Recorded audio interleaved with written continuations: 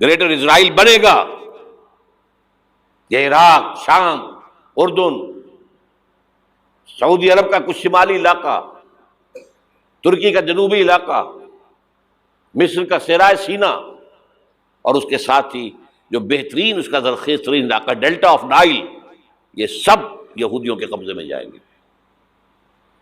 اس کو حدیث میں کہا گیا الملحمۃ العظمی۔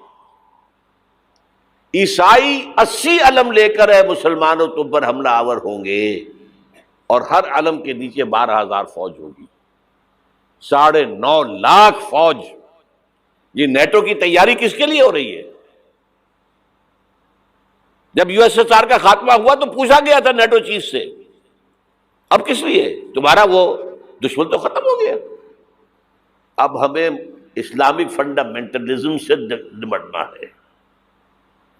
وہ جانتے ہیں خطرہ یہی ہے، اب اسلام ابھر سکتا ہے، مسلمانوں کے سینوں کے اندر وہ آگ ہے،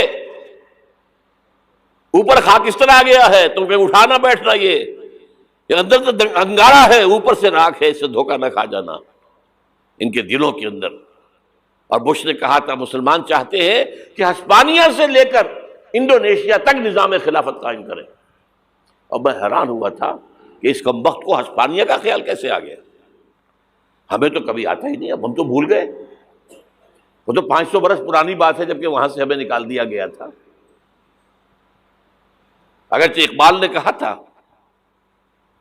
ہے ارض فلسطین پہ یہودی کا اگر حق، ہسپانیہ پر حق نہیں کیوں اہل عرب کا؟ ہسپانیہ میں تو 800 سال حکومت کی مسلمانوں نے، اور ابھی 500 برس سے گزرے ہیں نا۔ یہودی تو ارض مقدس سے 2000 سال نکالے گئے، انہیں لا کے آباد کیا گیا، عربوں کے سینے میں خنجر بھونک دیا گیا۔ وہ چھوٹا سا ملک جو چاہتا کرتا، کوئی پوچھنے والا نہیں۔ امریکہ جیسے اپنے بیٹے کی حفاظت کرے ویسے کرتا ہے اس کی۔ اور حضور نے فرمایا ہے وہ جنگ جب ہوگی تو ایک باپ کے اگر 100 بیٹے ہوں گے تو 99 ختم ہو جائیں گے، ایک بچے گا۔ یہ حدیث ہے، حدیث ہے صحیح۔ اور آپ نے فرمایا ویل للعرب من شر قد اقترب، عربوں کے لیے ہلاکت ہے، عربوں کے لیے بربادی ہے اس شر سے جو قریب آ چکی ہے۔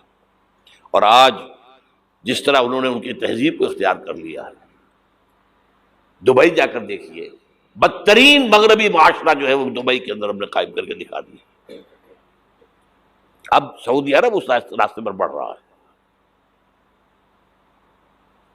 اور اس کے بعد نمبر 2 پر جو ہے ہم پاکستانی ہیں، لیکن میں اس کے وہ پہلی بات جو کہہ رہا ہوں وہ تو یقینی ہے، اس میں تو احادیث صحیحہ موجود ہے۔ اگرچہ اس کے بعد پانسا پلٹے گا، پھر حضرت مہدی کا ظہور ہوگا، حضرت عیسیٰ کا نزول ہوگا، اور وہ گریٹر اسرائیل گریٹر گریو یارڈ بنے گا یہودیوں کا، ایک ایک یہودی قتل ہوگا اور دفن ہوگا۔ یہ بات میں ہونا ہے، میں پہلی بات بات کر رہا ہوں۔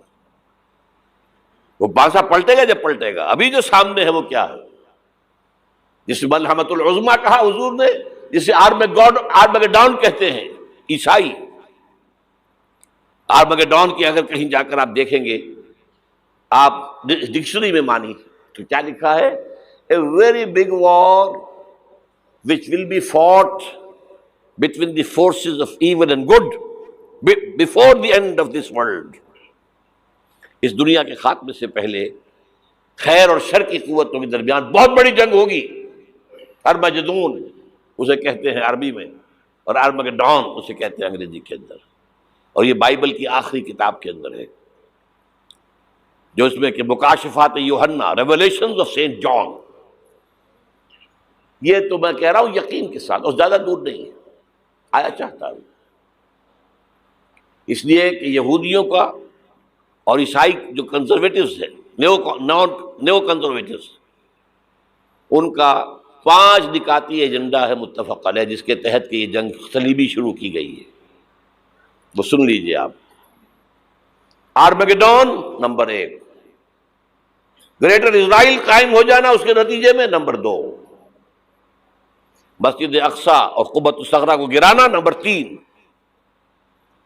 وہاں تھرڈ ٹیمپل، وہ مسجد جو حضرت سلیمان نے بنائی تھی 1000 قبل مسیح میں، پھر برباد کی تھی نبوکدنضر نے، دوبارہ بنائی گئی، پھر دوبارہ ختم ہوئی 70 عیسوی تک گری پڑی ہے، ان کا خانہ کعبہ گرا ہوا ہے 70 عیسوی سے لے کر آج تک۔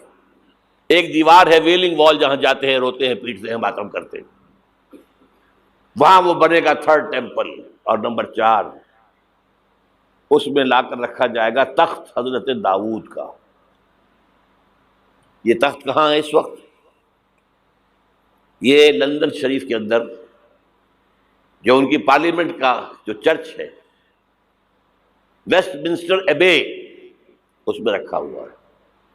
ایک پتھر تھا جس پر بٹھا کر حضرت داؤد کی تاج پوشی ہوئی، پھر حضرت سلیمان کی ہوئی، پھر وہ پتھر رکھ دیا گیا جب حضرت سلیمان نے بنایا ہیکل مسجد اقصیٰ، وہاں رہا وہ۔ ہر بادشاہ جو تھا یہودی اسی کے اوپر بٹھا کر اس کی تاج پوشی ہوتی تھی۔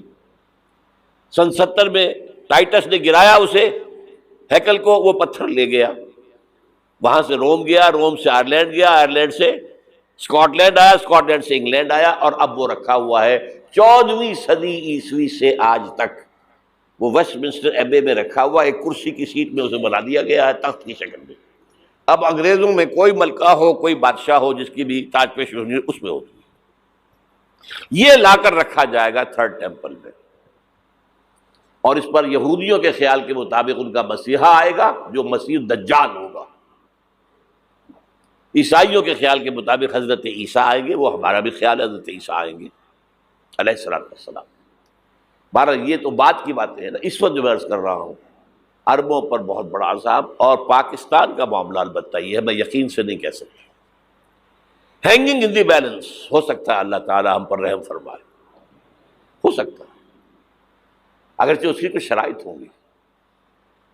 چمن کے مالک اگر بنا لیں موافق اپنا شعار، اب بھی چمن میں آ سکتی ہے پلٹ کر چمن سے روٹھی بہار، اب بھی ہو سکتی ہے۔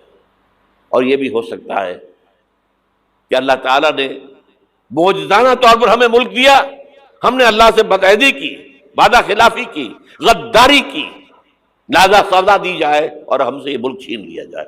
اٹس جسٹ پاسبل، دور نہ سمجھے اسے، انہونی بات نہ سمجھے۔ جو گھیراؤ ہو رہا ہے آپ کا، آپ کے مغرب میں نیٹو فورسز اور مشرق میں بھارتی فورسز گدھوں کی طرح بیٹھے ہوئے انتظار کر رہے ہیں پاکستان اور ڈسٹیبلائز ہو جائے، یہاں اور بدامنی ہو جائے۔ اب لاہور میں پھر آج دھماکے ہو گئے ہیں، 2 دن پہلے کا دھماکہ میں سہ کے آیا ہوا ہوں، آپ کے سامنے بیٹھا ہوں، وہ جانیں بچی ہیں، جو ہماری اکیڈمی کا حشر ہوا وہ تو میں آپ کو نہیں بتا سکتا۔ یہ سارا کیوں ہو رہا ہے؟ تاکہ یہاں بدامنی ہو جائے اور ہمیں جواز مل جائے، مغرب سے نیٹو فورسز داخل ہو جائیں، مشرق سے بھارتی فورسز آ جائیں، اور ہمارے ایٹمی دانت توڑ کر اور پھر ہمیں بھارت کے سامنے ڈال دیا جائے۔ نو ڈو ایز یو لائک۔